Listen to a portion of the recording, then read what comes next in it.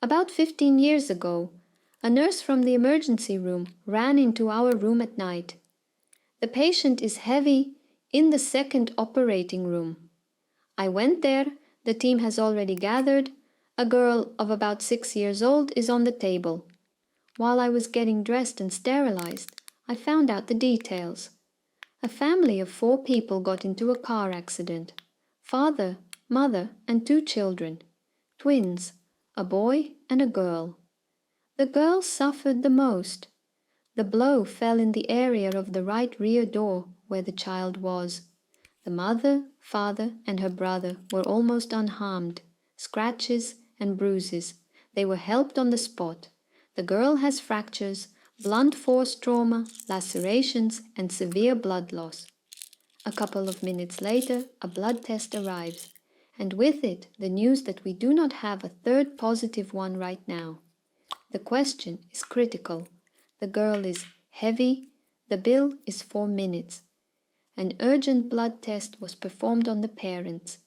The father has the second, the mother has the fourth. They remembered about the twin brother, of course. He has a third. They were sitting on a bench in the waiting room. The mother is in tears. The father is pale. The boy is with despair in his eyes. His clothes were all stained with his sister's blood. I went up to him, sat down so that our eyes were on the same level. "Your little sister is badly hurt," I said. "Yes, I know," the boy sobbed and rubbed his eyes with his fist. "When we crashed, she hit hard." I held her on my lap. She cried, then stopped and fell asleep. "Do you want to save her? Then we have to take your blood for her." He stopped crying, looked around, pondered, breathed heavily, and nodded. I motioned to the nurse. "This is Aunt Sveta.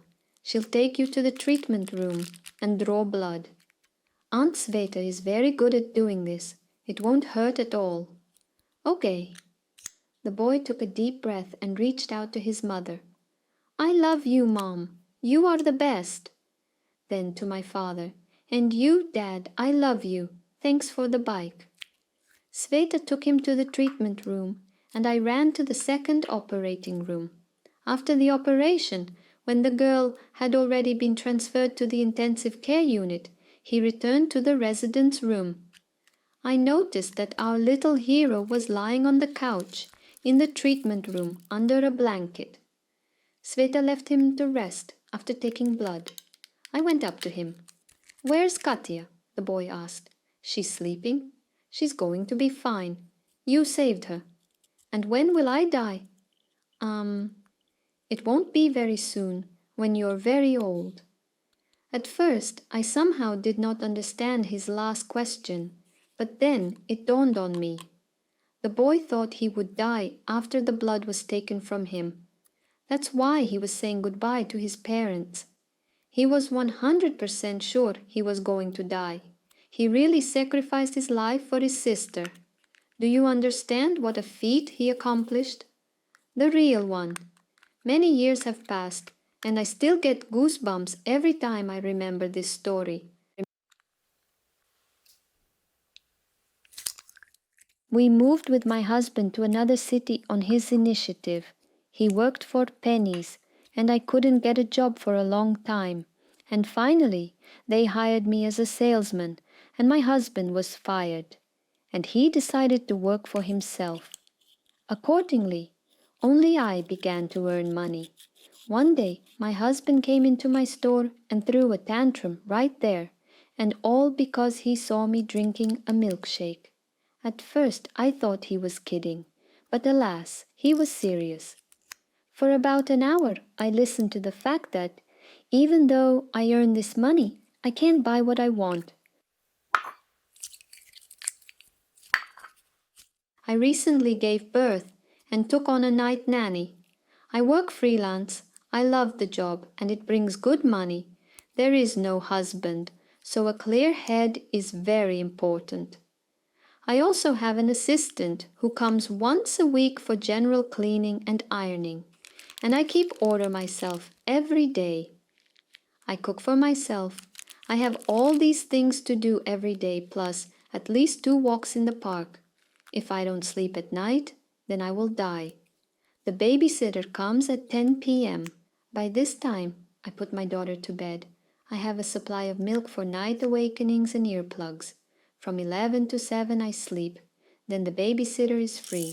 I can see from the camera that the nanny also sleeps for the most part. At most, when she has colic, she may not sleep all night. Because of all this, I stopped communicating with my mother and sister. My mother thinks I'm fucked up and I have both a nanny and a cleaner at once.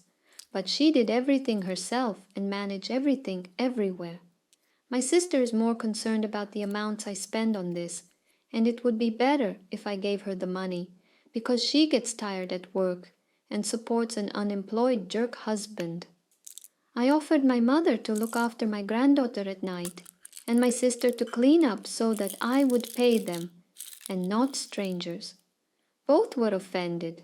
Word for word, I sent them both in the ass. That's the support from the closest people. I went to work as a waitress and began to earn good money. The rate was meager, but the tips for the shift were very generous. It's not for nothing that I styled my hair and made up before changing every time. Colleagues and the admin were frankly infuriated that I earn much more, and visitors come to me. We decided to introduce a new rule. At the end of the day, share tips with everyone. Complete nonsense. I spin and run all shift. At the end of the day, my jaw hurts from smiling and my legs fall off. And colleagues waddle and reluctantly serve everyone. The admin said that if I didn't share, he would cut my shifts by 2 times. Every time I tell my mother-in-law that I want to make some kind of gift to my husband, she immediately asks me to show her first. And then she secretly buys the same thing and gives it to me before I do. Once she couldn't get ahead of me, so she defiantly gave out in front of my husband and me. Well, just look how our ideas coincided. Then let's keep this one in reserve, and you can use mine for now. Oh, how infuriating. And after all this, he behaves as if nothing had happened. My wife started going out in the evenings. I read her SMS and see the phrase, "I miss you very much. We're meeting today." And the address. Well, I think I got caught. I pretended to be asleep. She left, I followed her. I see some kind of internet cafe. I'm thinking about a divorce. I'm going in. And there are a lot of people at laptops, and my faithful is yelling, "Finish off! Finish off this monster! He's shining on me!"